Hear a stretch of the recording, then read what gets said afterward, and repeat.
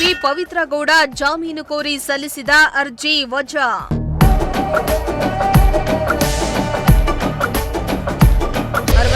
ನೇ ಸೆಷನ್ ಕೋರ್ಟ್ನಲ್ಲಿ ಜಾಮೀನು ಕೋರಿದ ಪವಿತ್ರ ಗೌಡ.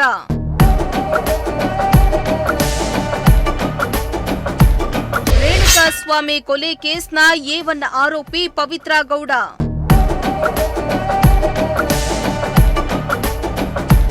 ರೇಣುಕಾಸ್ವಾಮಿ ಕೊಲೆ ಕೇಸ್ನ ಎ1 ಆರೋಪಿ ಪವಿತ್ರ ಗೌಡ ಜಾಮೀನು ಕೋರಿ ಸಲ್ಲಿಸಿದ ಅರ್ಜಿಯನ್ನ 64ನೇ ಸೆಷನ್ ಕೋರ್ಟ್ ವಜಾಗೊಳಿಸಿದೆ.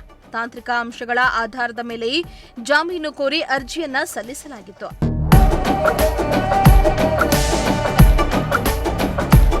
ಚಿತ್ರದುರ್ಗದ ರೇಣುಕಾಸ್ವಾಮಿ ಕೊಲೆ ಕೇಸ್ನ ಎ1 ಆರೋಪಿ ಪವಿತ್ರ ಗೌಡ ಜಾಮೀನು ಕೋರಿ 64ನೇ ಸೆಷನ್ ಕೋರ್ಟ್ಗೆ ಅರ್ಜಿಯನ್ನ ಸಲ್ಲಿಸಿದ್ರು. ಕಳೆದ ವಾರ ಈ ಅರ್ಜಿಯ ಬಗ್ಗೆ ಹಿರಿಯ ವಕೀಲ ಬಾಲನ್ ಅವರು ಪವಿತ್ರ ಗೌಡ ಪರವಾಗಿ ವಾದವನ್ನ ಮಂಡಿಸಿದ್ರು.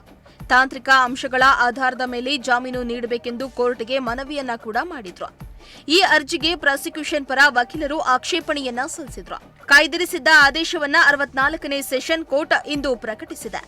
ಎ1 ಆರೋಪಿ ಪವಿತ್ರ ಗೌಡಗೆ ಜಾಮೀನು ಕೋರಿ ಸಲ್ಲಿಸಿದ ಅರ್ಜಿಯನ್ನ 64ನೇ ಸೆಷನ್ ಕೋರ್ಟ್ ವಜಾಗೊಳಿಸಿದೆ. ಇದರಿಂದಾಗಿ ನಟಿ ಕಲಾವಿದೆ ಕೊಲೆ ಕೇಸ್ನ ಎ1 ಆರೋಪಿ ಪವಿತ್ರ ಗೌಡಗೆ ನಿರಾಸೆಯಾಗಿದೆ. ನಟಿ ಪವಿತ್ರ ಗೌಡ ಜೈಲುವಾಸ ಮುಂದುವರಿಯಲಿದೆ. Bureau report, Prajashakti TV.